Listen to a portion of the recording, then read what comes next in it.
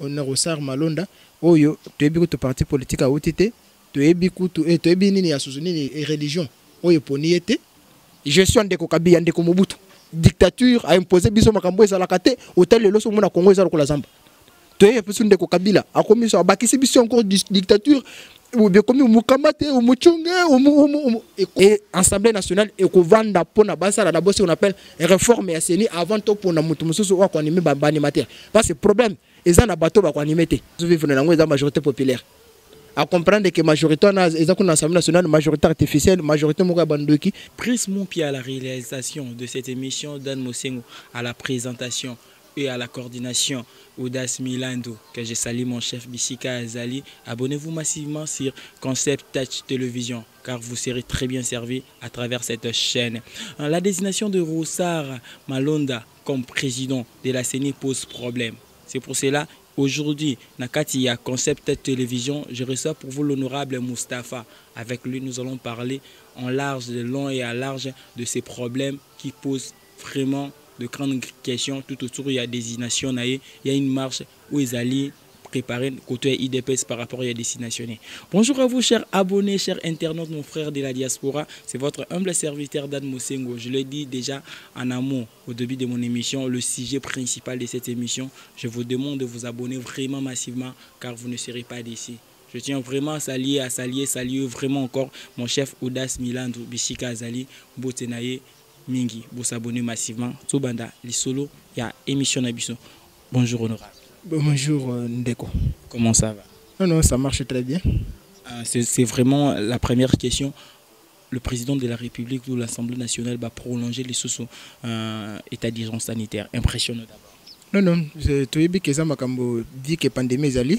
Mais tout le gouvernement a un peu étudié parce que comment il va na état d'urgence, na confinement pour permettre que les gens se relancer. Pour vivre pour cannabis bien vivre tous les jours. Tu me sens d'accord vivre et na condition toujours vivre na et comme tellement très difficile. Tu sais que crise mondiale tout c'est un peu population est très souple. Malade vie sur économie na biso et comment vraiment l'inflation monétaire vraiment ta la réunion c'est comment c'est-à-dire tout ça tellement battu à Kiba pendant 18 ans, 30 ans, 32 ans tout souffrir Congo souffrir pendant 50 ans.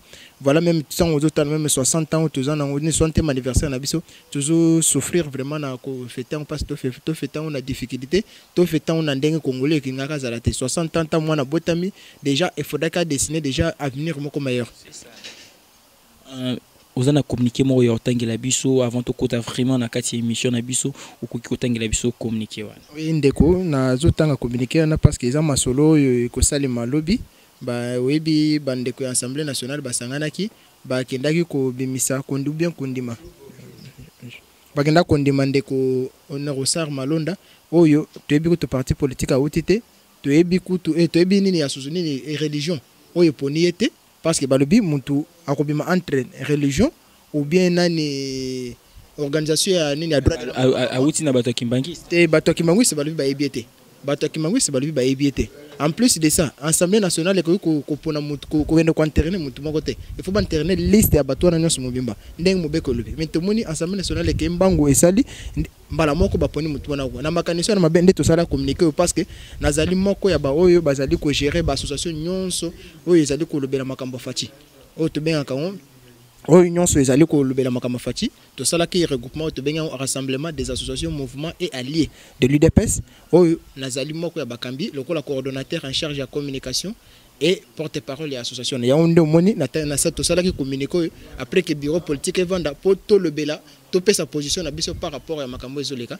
nde so sengi yango comme ça to ko tanga ngona to tangela biso na communiquer na va to kota vraiment na ba détails.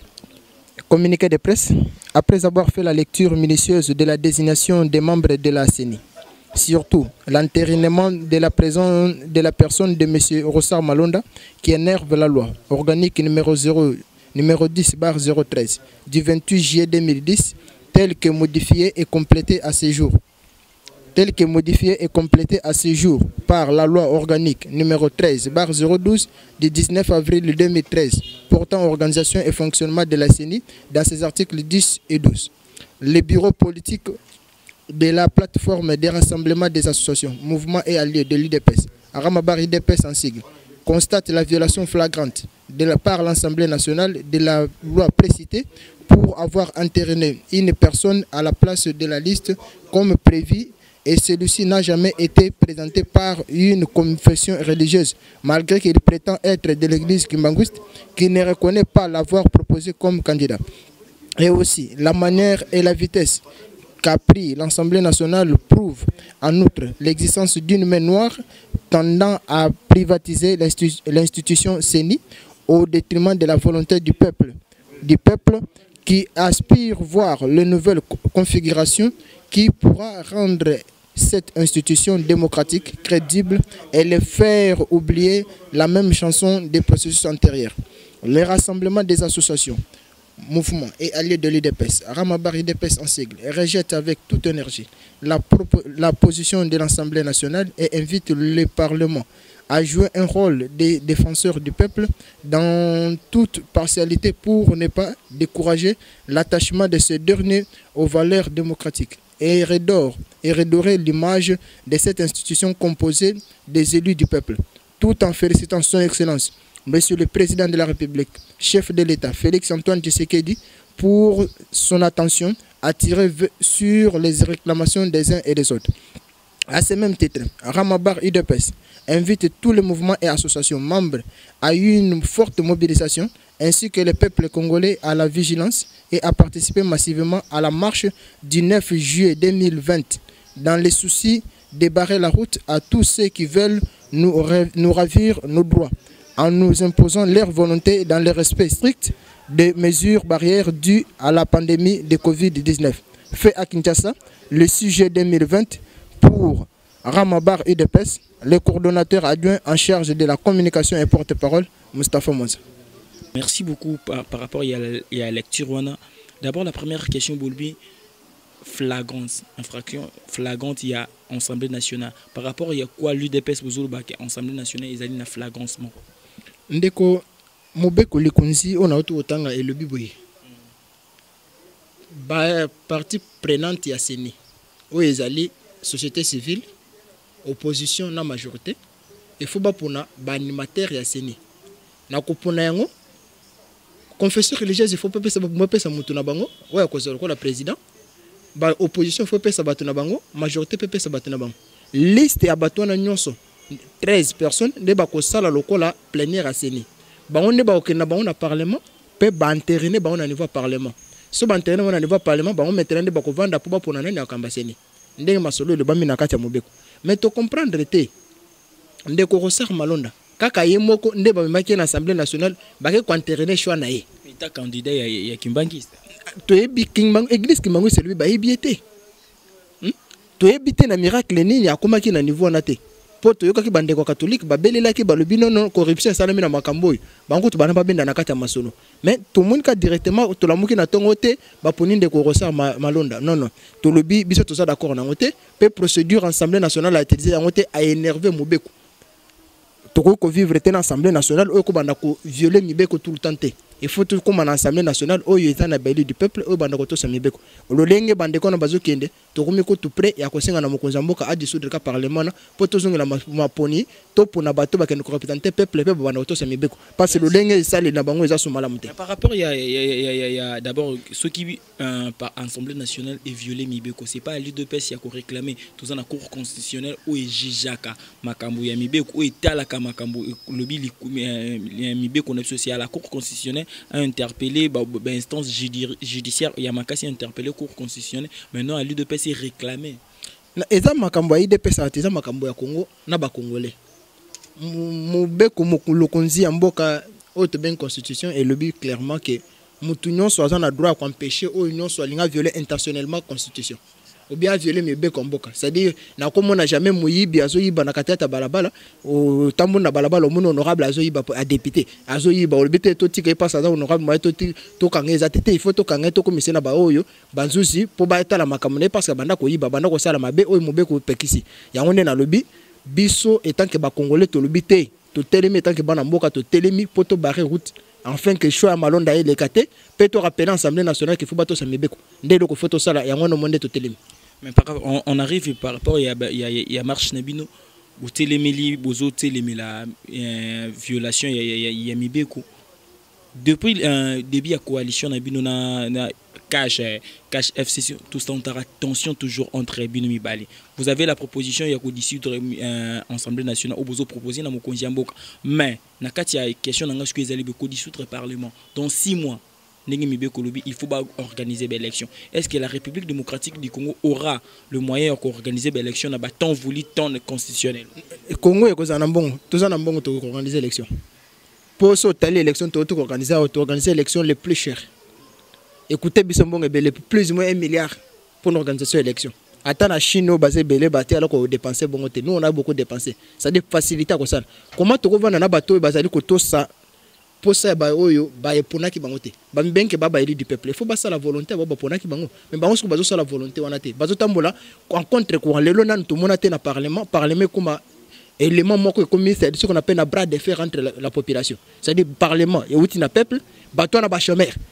Ba patron na ba peuple ba pesa musala alors yo chômeur ba pesa comme musala pas patron na yo o remonter mais la patron na yo ça la kate ça dit tout le monde que comme makamoko sali il faut tout revoir makamusus. Cet ensemble aussi a le pouvoir de destituer mon conjambo ka Félix Antoine Tshisekedi. Mais beko est tellement verrouillé que makamoko est a tellement moins procédé. Ils ont la capacité de le faire. Non biso makamona d'abord est tellement musika ki ba ko kate parce que la minute mon conjambo ka atikaka kana majorité moko wazo vivre na ngo majorité populaire. À comprendre que la majorité de l'Assemblée nationale, majorité artificielle, majorité de Bandoki, ils allaient composer dans ma bémingi, c'est-à-dire, moi, écoute, il y a un peu de espace. Il y a un monde tout le biso peuple, tout le monde qui a des difficultés, biso tout le surveillant. Tout le monde qui a bitumba pour gagner alternance. Alternance, tu perdre les bandes qu'on a biso mingi. Et nous avons raisonné amis proches. Nous avons boutumoyi, Rossi Mukindi. Nous avons raisonné, kapanga la oba kufi pona marche to sala kina suka nazo raisonner ba tu sois ka kibo ba bomaka bango sadi to telemaka loko na ba jeune to lobi il faut to zo alternance to ko kende beti les autres zo alternance to lobi te to observer ngote il faut ba to na bango baza classe moko moke ba minoritaire faut pas comprendre que bisonde to na force bisonde to pona bango bisonde to che bango place bango baza et exacte que to ko tigela bango Congo boité biso toye to telemi étant que peuple to bana ko surveiller musani basara baye ba kende tine baza na kata Assemblée nationale. Les gens attendent au peuple à Kobeng, depuis que voter bino bosalanine. Mais entre temps, tout le monde a tous les gars na kati. Et ils ont le tokena kopuna bayini ya Congo, baké kosangana na kati ya clique bayini ya Congo, ba créer majorité artificielle, ba komi ko tambola le lenge ba congolais balingité. Par rapport au lobby qui est tout na ba député na biso ba sénateur na biso compte rendu à 50 pesi bango ya bokonzi to na pe na président Félix Antoine Tshisekedi a pesi biso rapport il y a 5 ans. Et l'union soit redevable le bosso ya bato ba ponaki. Félix Antoine Tshisekedi aza musaleli na biso. Biso to na après 5 ans na yo Gérard Kaondeni. Mais entre temps to ti qu'elle était akende na ba difficulté te. Ba lobby tango pesi mwana et loko il faut l'andela ou permettre au fongolais banzela ou ekosa la kasanine à se retrouver. Alors biso lokola bakolo bokunzi to pesa ki mutu moko ya parmi biso aza akokamba biso tant to moni kana difficulté to ko tike bon te biso to telemi to lobi faut to kambeti na to soutenir tina soka ko soutenir na biso to ko soutenir coacher po ezake to ko tia batwana mulunge ba ko vivre te po basala makanisi na mabete to empêcher makanisi nyonso ya mabe o ko bimana kati ya ba majorité na bangona o ko zala pona ko nuire intérêt ya peuple to ko telemelango ba kende liboso te. Avant de côté na masolo ya marche tovana na likambo ya compte rendu ceux qui letu ngito na mokonzi ya mboka apesa biso bilan ya inane demi lelo personnellement yoza mokonzi ya mboka réponse ni européenne ce bilan est négatif de positif. Bon bilan ya mokonzi ya mboka jusque là toko juger en négatif parce que bilan ba obligé après 5 ans mais le rôle le bi pona inane on a des mots to sali ba signe o mokonzi ya mboka pesi et la kisi kaza na volonté ya que Congo échanger a pesi biso ba signe ezo la que kobongo na Congo koya lelo mboko poeton etambola malamu na ba secteur nyonso il faudra d'abord ko kanga ba porte nyonso ke muyibi ko kanga ba porte nyonso ba corruption ko landela batona nyonso basala ka ba mafia nyonso ne faudra ko teme na bango pour redressement mboka sala pendant 1 année et demie o mokonza mboka zali a se sacrifier a fongol ba porte à prison a fongol ba porte à permettre que justice et vivre na ndenge nango olanda ki même dernièrement bato ki na balabala pona nini miyibi basangani mamoni awa lolenge batiki biso to resa to kanga biso nyonso allez toke na parlement to pesa ministre akoma na pouvoir que so bakangi mutu ay bisi bato di tikaye ça dit banemba zo biso na makanisi ya kala ya au moitié au mokamate ça dit banemba zo ngisama kamona to lobité biso bakolo bokonzi tokondima so te tosoutenir makanisa chef de l'état wake nango tobimaki biso nyonso na balabala po tebisa bango makambo bosalana biso toza d'accord nango te totelemi nango jusqu'à la fin nde mpe totelema makambo malonga. Voilà makambo malonga a organiser marche mais et pourtant le chef de la ville Mukondazo Kambaville Nabiso Gentini Ngobila a boyi marche wana. Ce qu'au bras de fer wana boko suka ndengeni. Est-ce qu'il faut respecter autorité amboka to boko sa la volonté na bino na association na bino rama. Na biso na ndeko azo Kambaville. Tous abiso nyonso appelé à kotosa mobeko likunzi. Ya constitution. Mobeko likunzi le but que tout nos autorisation. Et le but est informé. Tous informés pour ce qu'on appelle un peu organisé sur les plans administratifs et les plans sécuritaires. Il y a la ligne à quoi ça. C'est des informations à biso ce qui wana. Biso toi on a problème peut-être tous la ce que autorisation sur l'unité. La constitution ba comment place mon autorisation. Vous ne sentez pas que toujours comme si continuité zalika et régime ya Kabila parce qu'on le sait un régime ya Kabila zaki il doit passer 5 marches à Mokonzi Mboka et à l'époque André Kimbuta boyi et comme bras de fer entre la police et la population. Vous ne sentez pas que toujours continuer même na continuité wana kaka. Peuple congolais na couleur politique te. Peuple congolais a vendre la place à se retrouver. Là si na ebisio IDPS c'est le seul parti où il a pouvoir et gérer pour opposition. Et personne. Totally parce que makambo biso to sala. Et ça makambo ba opposant il faudra qu'il batte les mabasal. Mais tant tout le monde une première fois tout le monde a UDPS il y a solo le bec bazana simana biso. O le bin na biso ke bazana simana biso ça dit biso ne ba ko l'initiative. Biso de to telemi to sala. Biso ne to kende. Biso ne to vana na Kabila to biso Kabila te. Malgré to vana na yo, malgré to kolia na yo, mais boyete. Biso to lingi to ko kende boy. Soko boy biso to ko telema. Yango no biso to zo kende to vandite. Yango to na bokonzi na biso clairement to na bokonzi ba pesa biso na minduki te. To na bokonzi utaki na masse populaire. Masse ne faut kamba bokonzi nango. Il faut vérifier sur bokonzi nango. Il faut veiller sur bokonzi nango. Ça dit na minute yo eza sur bokonzi minduki te pour minduki ele la kato te. Eza minduki eza bokonzi yo masse zo landela. Ça dit nyonso initiative nyonso ya malamu ya mboka mais peuple abeta maboko. Initiative nyonso ya mabe to côté de ma o eza moyibi to ko bimana balabala bwakanga ye amoyibi to belelio bakangio. Ote osani melo kumoko mabe sani mutu nyonso ko sana mabe na kati bokonzi akomona biso to telemi boso po to telemi parce que toi na posa mboka ezo normal après 60 ans to komanda ko vivre kama comment na tete to la kana ya kala to linyo sote to linyo mboka ebongwana ya onde to lobi to bengisi ba congolais na so place bazali eza kutu makamba couleur politique te eza seni eza vie ya bato boye ba ketango tozo kendo voter to pesi muntu 5 ans to voter na 5 ans na to pesi vie.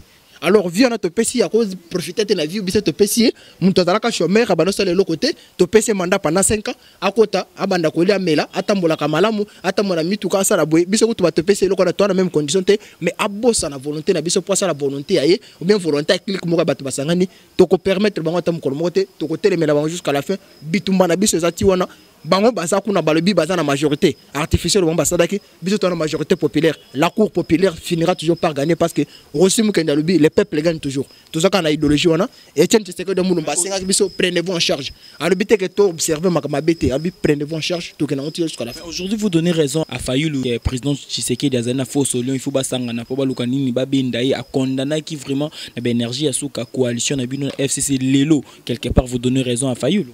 Ezali kambo pesa raison et pas mutute. Mais ezali kambo ke tango toyokana ki tolenga to ken élection en 2016. Ndeko Kabila na batone ba kangi bwe. Balingo ken élection te. To sala ki pression so sengela ki. Na ko sala pression wana nde to kutana ki. To le binon to sala maintenant dialogue autour de la constitution pour te ba ndenge ni to ko rattraper date mo to sala élection. Tant to kena to signer accord ou à Saint-Sylvestre ya catholique. Na accord on a de permettre biso que tout ça ce qu'on appelle la gestion commune. La gestion commune oyebinde ndeko Kabila kena ko pona ba oya lingi acha bango ndenga linga ki biso to tia la kana opposition to lobite to zana ko d'accord te tant peut to zubo konjo to zongela ngo kana esprit on a ya nini accord de Saint-Sylvestre pour na to travailler na batunion ensemble en fait que to mettre ba jalon ya on moni makambo non so état république to vandeli en po to zongi se république comme normal makambo seni il faut pas ça la réforme et c'est comme ya malamu ya ba congolais ba se retrouver il faut makambo non so constat là oyo ko pona ba konjambo kana makambo non so taliban population faut azala ce qu'on appelle la surveillance ya makambo le kana katamboka il faut za na liberté de vie ya makambo non so yande to zongi c'est-à-dire bokonzi mokonzambo katambola nango sikoyo eza bokonzi eza na esprit ya accord Saint-Sylvestre biso to mona ngo eza transition sans Kabila nde mokonzi mboka zali ko sala pour lelo la mboka za na pouvoir FCC eza na pouvoir biso pe tous na pouvoir c'est-à-dire mutu nyonso na kati ya website ke mutu moto tikili banda te soko tuni ba website bato la muka bana pouvoir okomona pe bato nani ya FCC bana pouvoir okomona pe biso tous na pouvoir c'est-à-dire tous gérer transition sans Kabila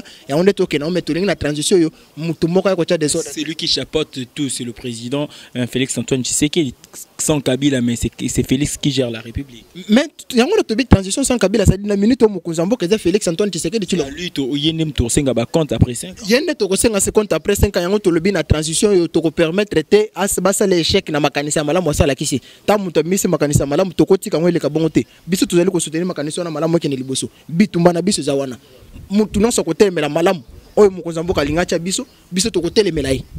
Merci beaucoup vraiment Nabalandinio sur la concept de télévision c'est ça nakati ya concept pour vraiment ba innovation makambo ya malamu makasi nakati ya chaîne. Je tiens à remercier il y a pas de ronce arène. Je remercie Afi Kumba et puis Chombote Bishiko Zali maman Yabana maman Oazo gérer équipe Onyonso. On a quelques questions rapidement vraiment va tout comment na sous émission na biso.